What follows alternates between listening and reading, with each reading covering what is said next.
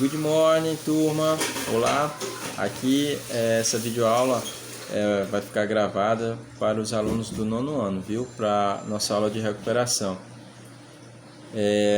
Nessa nossa prova de recuperação vai cair o último assunto da avaliação, da 8ª avaliação, ok? Então vocês podem utilizar aquele material de revisão para estudar para a recuperação. A gente vai ver o capítulo 1 e o capítulo 2 do livro 4.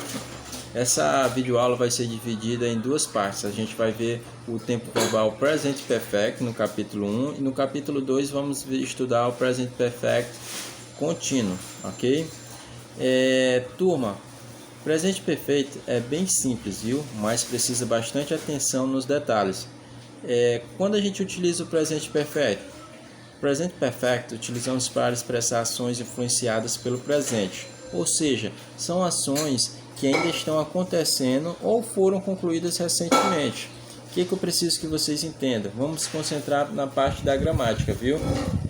No capítulo 1, vocês vão ver que o presente perfeito foi resumido só nessa partezinha aqui e já na outra página a gente já vê os advérbios, não é isso? Então, atenção para o material PDF que eu mandei para vocês, viu? Estudem por ele, porque é justamente a linha de raciocínio que eu estou pegando para essa videoaula. Vamos se concentrar aqui na principal característica do presente perfeito, que é a utilização do verbo have. Ele possui duas formas, have ou has. Quando é que eu vou utilizar cada uma delas? No momento que eu conjugo o verbo have, que significa no português ter ou possuir, eu observo que a forma do has eu só vou utilizar na terceira pessoa do singular. Quem é a terceira pessoa do singular? Vamos relembrar aí. É he, she e it, certo? Então, vamos para um exemplo aqui. Na forma afirmativa, a estrutura segue o seguinte sentido. Primeiro o sujeito, depois a forma do verbo auxiliar have ou has, o verbo principal, mais o complemento. Se tem uma frase he, espaço para vocês completar, worked in house. Qual é a forma do verbo auxiliar que eu vou utilizar? He. A tradução para o português é ele. Terceira pessoa do singular. Então eu vou colocar has, H-A-S, certo? Mas se tivesse they, que significa eles ou elas, nesse caso o verbo auxiliar fica have. E a tradução da frase é they have worked in house. Eles têm trabalhado em casa, ok? Forma negativa é bem simples, só vou colocar a palavra not, que significa não na frase. O que eu preciso que vocês tenham? Cuidado aonde colocar a palavra not. A palavra not vem sempre depois do verbo auxiliar have ou has. E quando pedir a questão para vocês colocarem na forma contraída, é só juntar o have mais o not ou has mais o not. Have mais not vai ficar have not. E o has mais o not vai ficar has not. Tudo com a ajuda daquele apóstrofo, viu? Aquele sinalzinho que a gente utiliza lá em cima. Junta o has mais o not e o sinalzinho de apóstrofo fica no lugar do O, ok? Forma interrogativa. Utilizamos para fazer perguntas.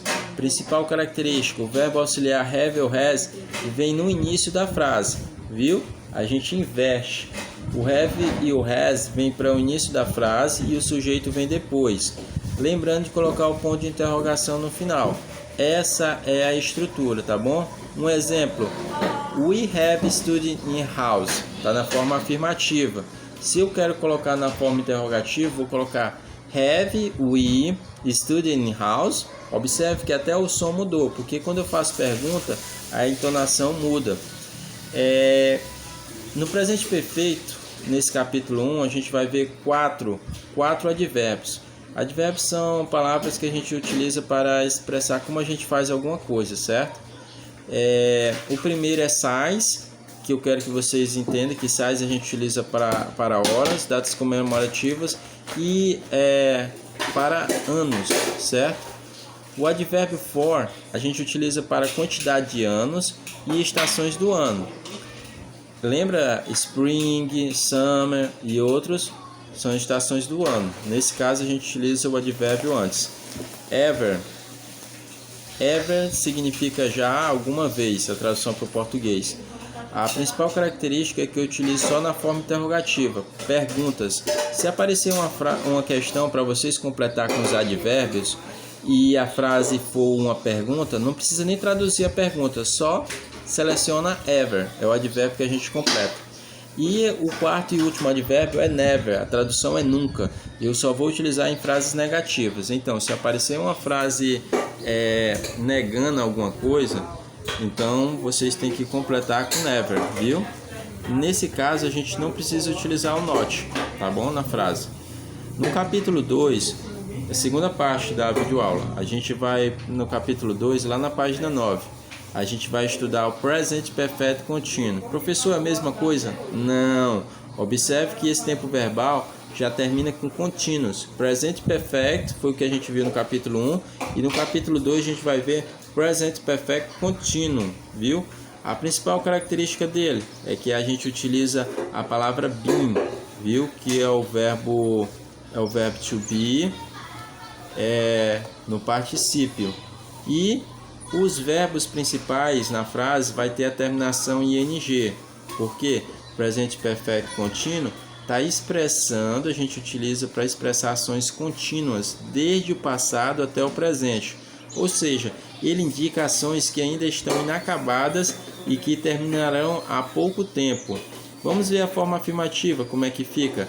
Forma afirmativa vem primeiro o sujeito, a forma do verbo have ou has, a palavra been e o verbo principal com ing e o complemento. Olha um exemplo aqui, ó. He has been working all day. Tradução: ele tem trabalhado o dia todo. Aí está na forma afirmativa.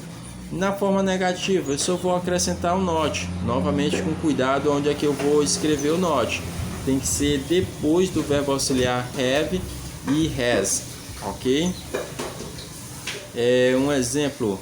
Na forma negativa também eu tenho que colocar na forma contraída, é uma opção, certo? Se a questão pedir para colocar na forma contraída, a gente juntando o have mais o not, vai ficar have not, junto com aquele apóstrofozinho no lugar do O. E se for o has not, a gente junta o has mais o not, com o sinalzinho de apóstrofo no lugar do O, ok? Um exemplo. He has not been working all day. Ele não está trabalhando o dia todo, certo? É a forma negativa.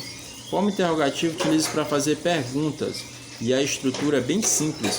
Só inverter o verbo auxiliar have e o has para o início da frase, certo? E colocar o ponto de interrogação no final, porque a interrogativa eu estou fazendo pergunta. Então, turma, o assunto da nossa recuperação está bem simples, é só o capítulo 1 e o capítulo 2. A gente acabou de ver aqui a diferença dos dois tempos verbais. Present Perfect é diferente de Present Perfect Contínuo e os 4 advérbios. Estudem, façam as atividades, ok? Vai dar tudo certo, todo mundo vai recuperar e vai para as férias e o próximo ano vai ser excelente, viu? Bye, bye!